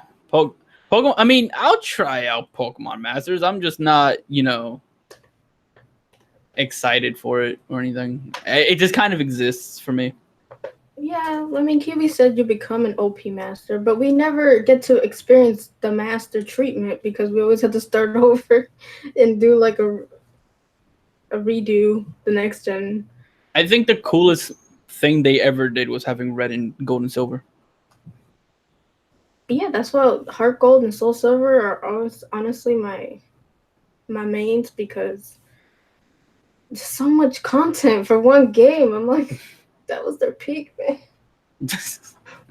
What happened? I try to buy it again and it's like fucking no. It's like freaking I didn't curse. It's like freaking a scalp to death now. Mm-hmm. I'm just like remake that. I want that. Remake it again. Or like re-release it. I don't care. Because it's it's not the 3DS. So. It'll probably remake Diamond and Pearl because that's like the next one in line. Oh man, that'd be amazing. Yeah, because they remade Red and Blue, Gold, Silver, Ruby and Sapphire. What's next? Diamond and Pearl. I think they're just gonna remake Diamond and Pearl at some point. Just remake the games. Don't need to start new ones. I mean, maybe next year because they, sometimes they do that. They'll make like the new generation and then they'll like do a remake the year after. Or maybe like merge, kind of, two generations. Have like you play through one and then you spend some time as an actual master. Maybe you could build your own Pokemon training place. Sounds like a mobile game. It sounds like an Animal Crossing. Like, make your own Pokemon League. Hire trainers. Pokemon game will have all the Pokemon, all the legendaries in one group, and all the Pokemon masters and elites in one group to battle out. That's just a side game. In the game, there's a side game that's that, and then you get to build your own town and build your own Pokemon trainer gym, and you get to pick what type it specializes in, and you can even pick the the little goons that wait outside to battle you before the Pokemon battle. They're always there. Sounds like you want a Pokemon maker. Pokemon, yes. But like I said, I want the story to be concise. I want it to be focused on story. Like your character is not just run of the mill Joe. There has to be a name. There has to be a purpose to this guy who wants to become master, whatever. We've seen that before. We've heard that before. I want my character to be I want to seek the truth of the land. I want to uh learn where Pokemon came from, the roots, that kind of thing. Right. So you I don't want the whole take like champion perspective Pokemon maker, Yeah, I don't like want to become the best Pokemon master. Yeah, we've seen those. I want to know what there is to know. Pokemon. I want to go to the roots of it. I want to see history. I want to see. okay, but okay, now hear me out. What if you get all that, right? But here's the catch. At the end, you have to lose to a 10-year-old. No, this is my story. And in this Pokemon game, my dream Pokemon game, the story has more purpose. There's more kind of grit to the, child Pokemon game. Mm-hmm. So, and you get to spend your days as a trainer going older. Yeah, it's kind of far fetched. So, Mm. Nintendo, hear me out. Game Freak, hear me out. And In, I be, know in, be, in before they make that a mobile game. yeah, I want like some RPG and some mix it in with Animal Crossing, throw in some Sims, another with The Last of Us type story. I don't know about all that now, but I mean, I want like a edgy character that we like. I don't want to be the best. I just want to be the more wisest. I want to be cool and seek the truth, not just be the best. Yeah, that's kind of like. Oh, no, Legend. you're asking for the next generation of Pokemon to be developed by Naughty Dog. But not that linear. Hear me out. Kind of like Breath of the Wild, but more in tune with story. Okay, so get the Zelda team and have Oh, them collaborate with Naughty Dog. not like a Monolith Soft. Okay, they could. Monolith, yeah, Monolith can do it. Just make Cities everywhere, but you're gonna have some new. You're gonna have like some crazy female like designs in that one. as as long as the game is good. I mean, yeah, it's Monolith. They'll do a great game. So yeah, that's my. That we kind of been on a tangent. Q&A time. Q&A time. So cue that A. Now we Supply us with questions and we'll give you answers.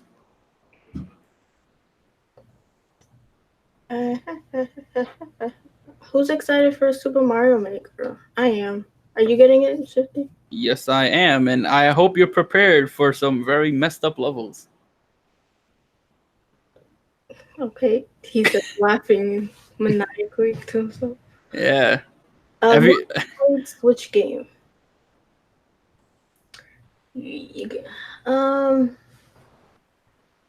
I don't know. You have any idea like how long? Like how many hours you might have put down? The thing is, I put down a lot of hours in a lot of games. Mm-hmm. I'm trying to think which one I put the most. I'm gonna have to look at my thing, but I could probably actually look at it because I have my Switch like right here. Oh yeah, my Switch is over there. I could probably just like I mean I know what my most played is, but I can look at your profile and just look at like what pops up anyways. Okay. I don't think the most recent. It's the most recent, but I don't think it's the most played that comes up. Yeah, that's the thing. Like I can only see like to a certain extent. Can't wait for Mario Maker. Woohoo! Def looking forward to playing levels. Me too. I'm kind of like bad on making them, but playing them, I could probably do something.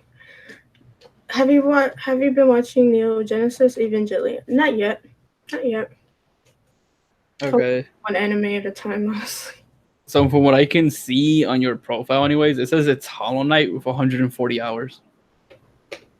I think one of them. Hey, let me see.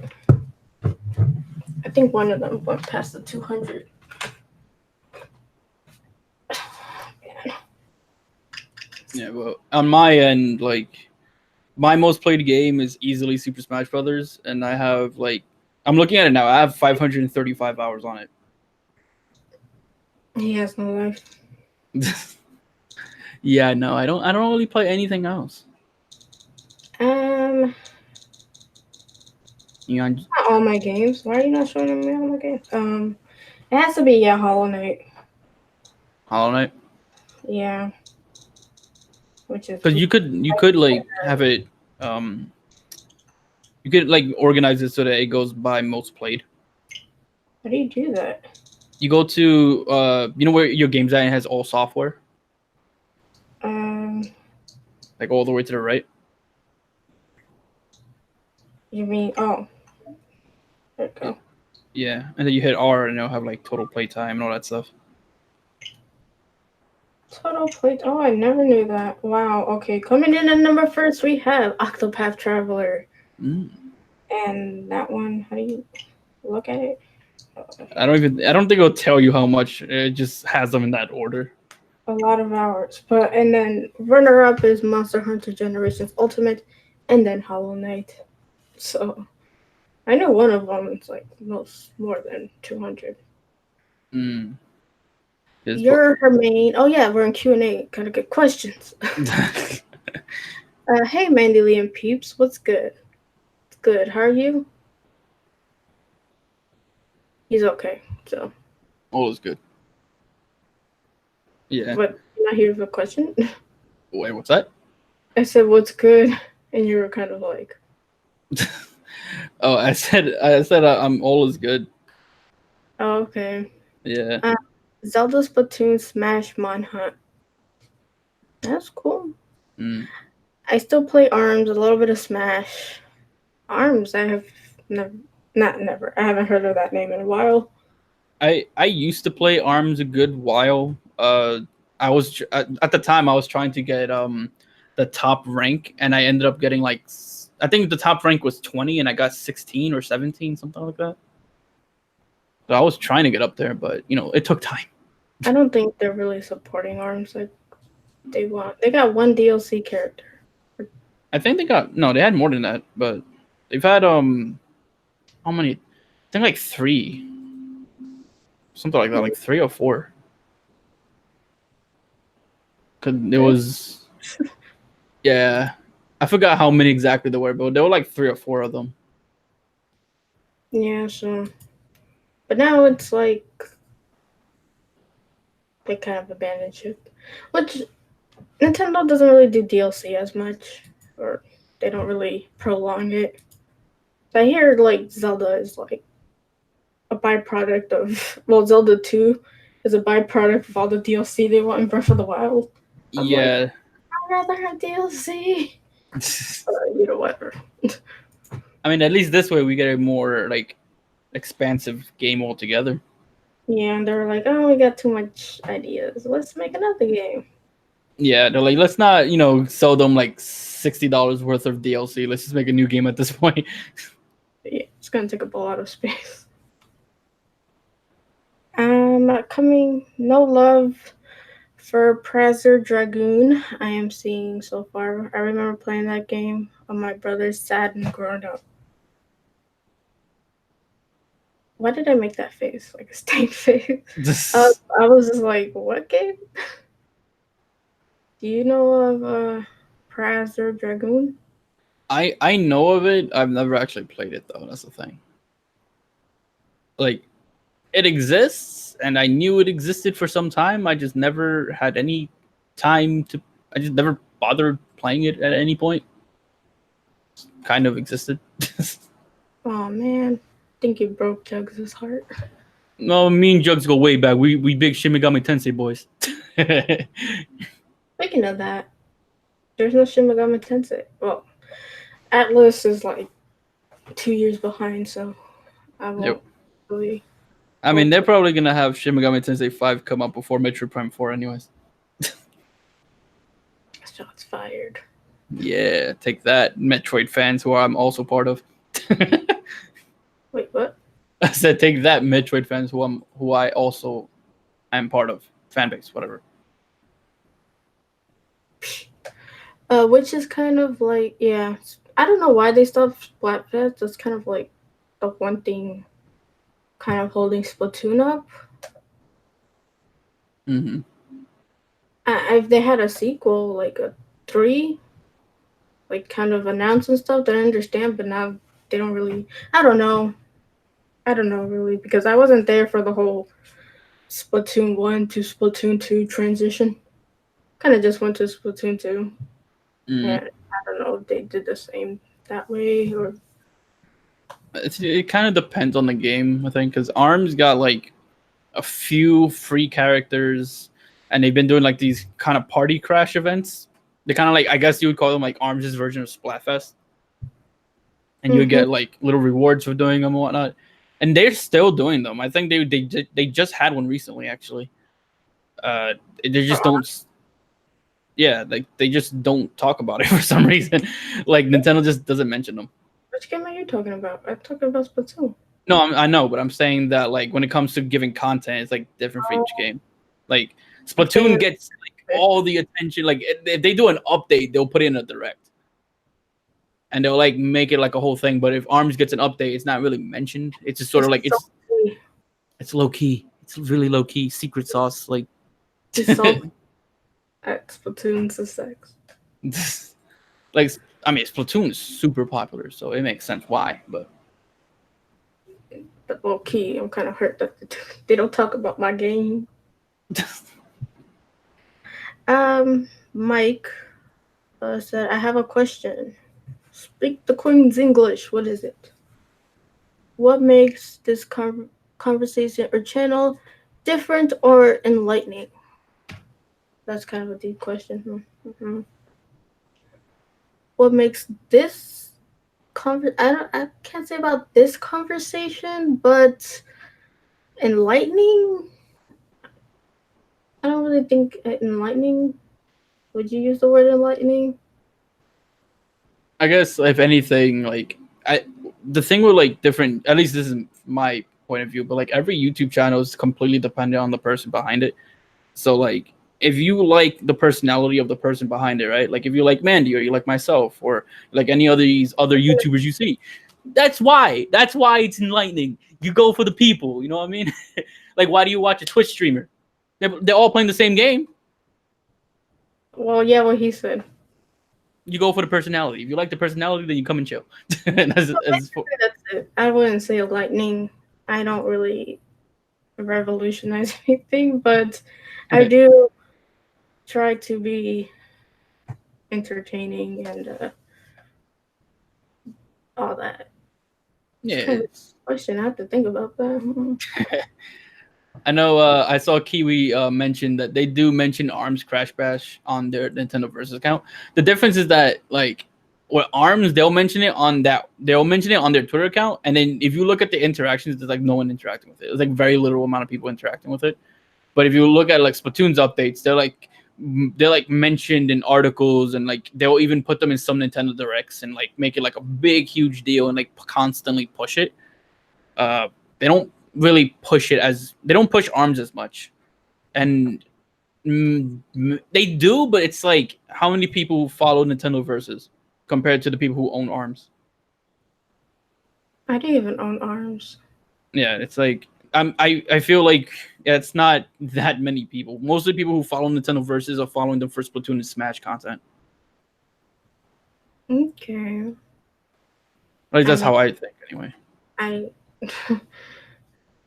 I agree. I mean, arms was certainly like an acquired taste. I didn't really like it. Didn't really get it. I don't like the art, but that was just like my taste. Yeah, I mean, for like I said, for the first like I want to say year or so, I was into Arms. I like played ranked and all that stuff. Like my channel is mostly like competitive, like Smash Brothers, and I'm trying to like get into more competitive Nintendo Switch related games and whatnot. But I did like I think before Smash came out, my content actually involved a good amount of Arms, and I liked Arms. I did, but it's just there's not a lot of new content coming. There's really no new content coming in. They don't push it as much as they used to, so the community is not as big as it was when it started. Mm, okay, well, hopefully Retro will step up graphics in Metroid 4. Yeah, I haven't seen a Metroid in like its full glory since Other M. So, yeah. Mm. Yeah, I mean, I don't know. Hopefully.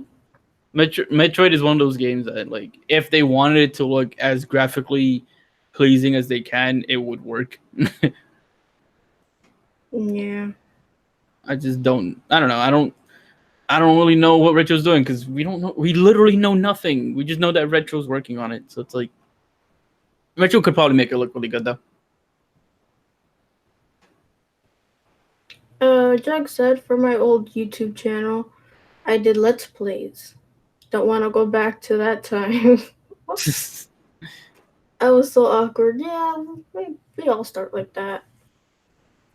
I'm still like that, but I think. slowly we get more confidence and we get to know our people more, so it's more comfortable, and we kind of get to know how to do stuff better.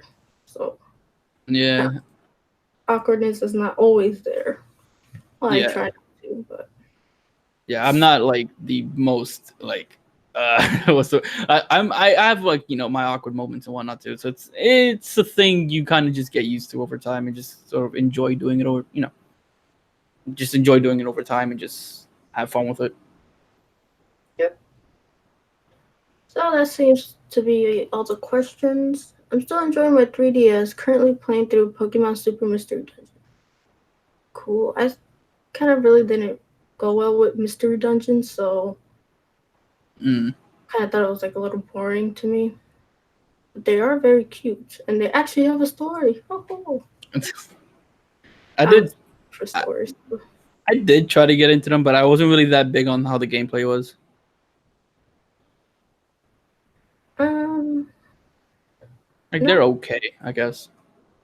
the Ranger ones were interesting. Like you used the stylus. I remember that was like the coolest thing. Yeah, Like you had to break like. my 3DS, like freaking stylus. Yeah. Say, Jugs is saying, I think being forced to do presentations in college helped me boost my confidence for the better or the worse. Yeah, and also getting older. If you have the confidence to like call a bill company because they scammed you, then you have the confidence to talk. I don't know. I guess age and experience, sprinkle in some spicy personality of like, what's your personality? Is it outgoing, introvert, in between? Yeah, some people are in between. Weird, but Yeah, like some people can like, I mean, not turn it off and on, but they'll have days where they're just like super social and like all over the place, and then they're like drained, and then they don't want to talk to anybody anymore.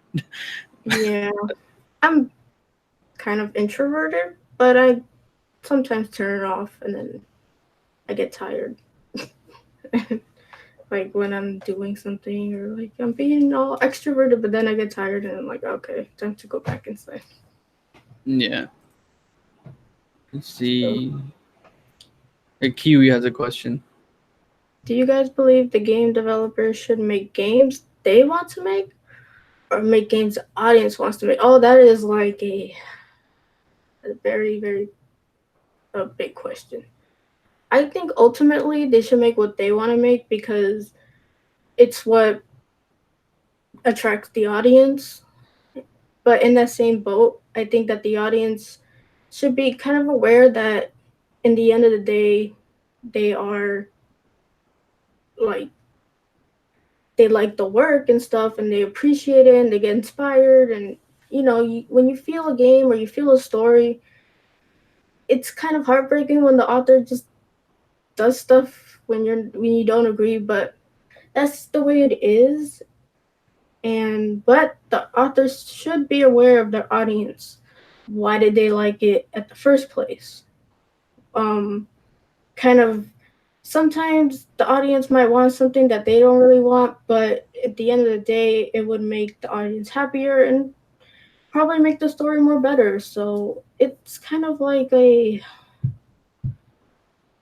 balancing act Mm, where you gotta have to juggle audience and your own your own things of the story, because you don't want a story to be forced by other people like the audience, and then it doesn't become like genuine or anything. But you don't want to just have complete control over um a series or a franchise without the audience's kind of approval, because you can't be where you are without them. So gotta keep them in mind too. It's just mm. I but think yeah, I think it kind of depends on what exactly their goal is. Like if they want to tell like a good story, like Naughty Dog has a good stories, and like God of War had that good story, and many other JRPGs have like these really big expansive stories. If it's something like that where it's like an artist's vision and they really want to tell this story, or they want to like have a certain thought in mind for it, um, yeah, the artist should have 100% control on that, I think. But some companies, they have this thing where they like, they want to make, their goal is to make like a lot of money, or just to make fans happy by like making some kind of fan servicey game of some kind. And I feel like those are the games that the fans kind of want to an extent. So like I say majority of the time the artist should have complete control of what's going on. And then there's like that small, like the small like percentage that, oh, what is their goal? They just want to make money. All right, just throw some fan servicey thing, and the artist's vision is not gonna matter because the artist doesn't care. that's true. Well, I do love stories and like world building, character building, all that. I do kind of acknowledge that sometimes I don't want what happens in the story, like personally, Mm-hmm. but I got to respect that it's not my thing. That's why you don't go throwing death threats at directors or developers because the story is not to your liking. And I get the frustration though, because if you get invested, especially if it's like a franchise, something that's years and years like Pokemon, um, sometimes you see stuff that you don't want to see. I don't want to see Ash 10 times as a 10-year-old. No, I wanted to move on and have him be more of a teen or stop reverting that. But again, that's not my call. So I just don't watch the animes anymore. Same with the games. I kind of lost my touch with Sun and Moon. I still haven't finished Moon. It's the only Pokemon game I haven't finished. And it's for a reason, but it just doesn't mesh well with me. So Yeah, I that's don't kind of, and you also don't want to give these companies too much power sometimes, because then you might get like EA situations where they call loot boxes surprise mechanics. know. That's a different something. Like EA as an artist wants you to be surprised by these mechanics. Yeah, that's not. Yeah, like I think it depends on like what they're doing. Like if it's just like them trying to tell a good story, or they have a good idea for a game, let them do what they want to do. If it's like, hey, my idea means I get to drain your wallet, then hey, maybe you should calm down. Yeah, and there's also like examples. Like my favorite series is Zelda. But there's Zelda games where I'm like, why are we doing this? Why are we still doing this? Why isn't Link talking? Why is Zelda in the castle? Why are we still okay with Link not talking? Like, there's certain points where I don't agree with the direction Zelda was going for that game. Especially Breath of the Wild, I just didn't like the lack of storytelling. That's why Skyward Sword is my favorite. And I really like that game. I don't know why they don't repeat that formula, but again, it's not my call. I still love Zelda and the game Yeah, I played about it, and Breath of the Wild too. yeah, Even though it's my like kind of dream Zelda game. right. I think Breath of the Wild was like, I think that was a Zelda team trying to do what fans wanted, because I remember Skyward Sword, so many people didn't like it for some reason.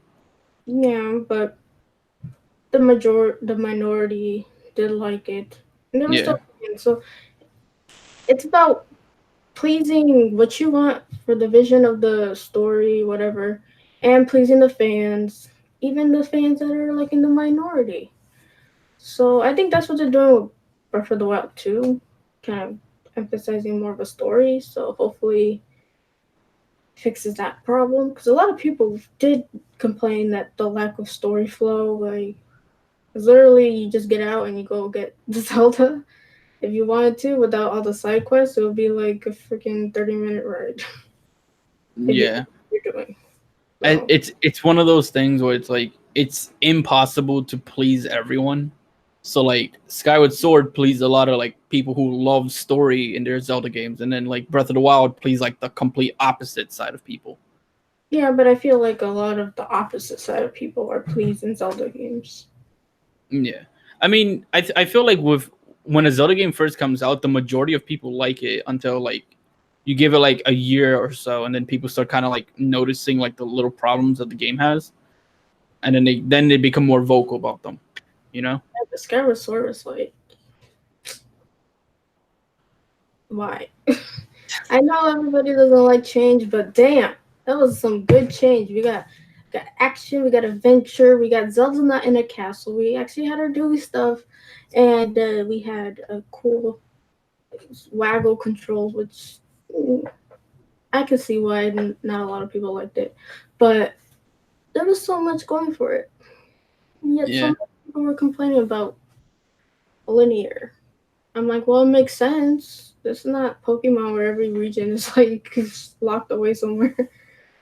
I think because like a lot of people came into Zelda when it was a game that was an open, like exploring kind of thing.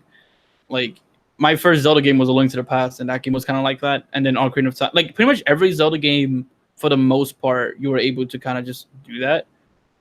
And Skyward Sword was very linear by comparison. But So the I story, guess like a lot of people just kind of didn't vibe with it as much due to that. Either way, though, like Breath of the Wild, I think is just like the result of them going like, "Oh, hey, people didn't like the linear Skyward Sword, so let's do the exact opposite in the next game and just make a game that's as open as possible." yeah, you don't always get what you want, guys. So. Mm. But we did get a more fleshed out Zelda that actually had voice acting, so that was cool. Now Yeah, we need to get Link to talk, or like talk, boy, talk, boy. he talks, just no one hears him. He wasn't even talking dialogue. he just Most he people just are does like, he's quiet. he just does the motions. He does the hand, like in Skyward Sword. He does the hand motions, and people just go, yeah, yeah, like that. That's Yeah, what he does. I don't know. So yeah, so that pretty much ends the podcast. I think I got y'all's question. Yeah, Link says hi when he swings the sword, but can we get a word like? Wait, well, he does say "come on" in Wind Waker. Well, Wind Waker was special.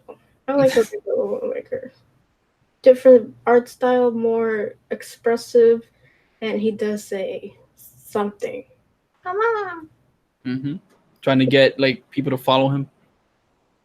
Well, yeah, you have to say something. Yep, and that's what he said. He says, "Come on." And he does talk like in dialogue, or people say, like, talk to him back. So Link is not always mute. It's just that he's always mute to us.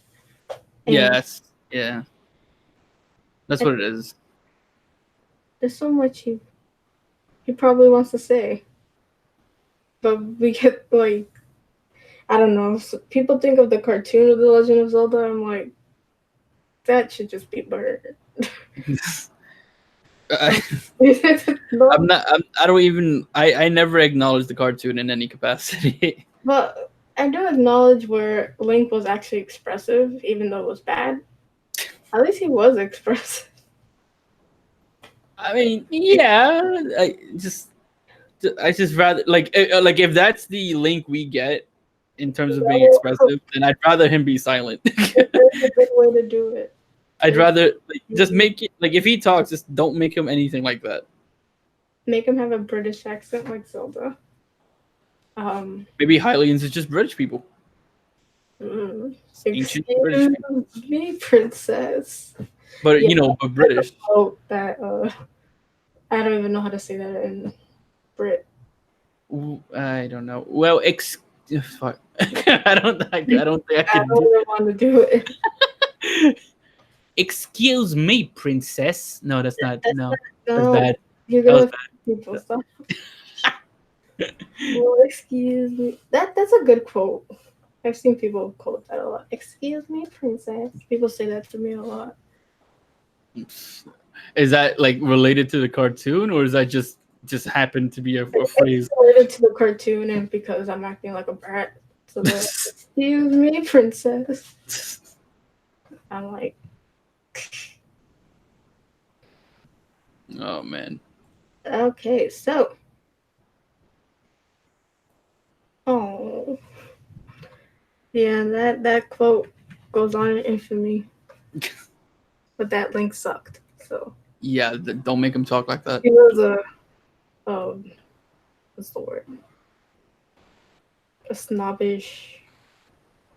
I don't know who came up with this concept for the cartoon. It's like why? When you think of a hero, you don't think of all those other qualities. A I, late man I, kind of I thing. they literally had nothing to go on because I think when they made that cartoon, it was just like he was still just a little tiny green dot that was moving around. No, wait, when did it come out? That was like the 80s. The cartoon? The cartoon? I'm about to Google this now. I feel like that was like either late 80s or something like that. I don't think cartoon. It was, Yeah, 1989. geez, I'm old. No, I never watched it when I was young because I was born 1994. But Yeah, by then I think they literally just had like the first two Zelda games. yeah, but they couldn't make something like a classic shonen character or something. Nope, they went with the snarky "I'm cooler than you" attitude. I was gonna say like the '90s things, but that wasn't in the '90s. Well, it was almost 90s. It's 89. No, it's only like 1 year of a difference. Like that, maybe there was a little bit of 90s attitude like leaking in at that point. They got too much from Sonic. Yeah, like Sonic was like 90s personified. All right, well, Hermione said, "Have a good night, bro." And Princess, oh, thank you. Ooh, I'm a bro now. I like that. He's my bro now. He made it official. It's over. We're brothers now. You guys DM later. I got you, bro. Well, with that being said, outro, go ahead. Oh, you want me to handle the outro? No, your outro. All right. Well, like I said and when we started the podcast, I do Smash content every Friday. We play Smash competitive roles. So if you're trying to get better at the game, get good to an extent, feel free to come by, play some games, and I do other stuff. Talk about Nintendo news and stuff I'm interested in. So feel free to come by. Link in the doobly doo. Y'all know who I am, but if you don't, press that subscribe button. You'll figure it out later. So, with all that being said, I hope you guys have an awesome Monday and play a good game. Bye. Later. Later. Like, Later. Men in Black thing. Yeah, we're gonna like mind wipe. Okay, well, that's nice. Okay, bye.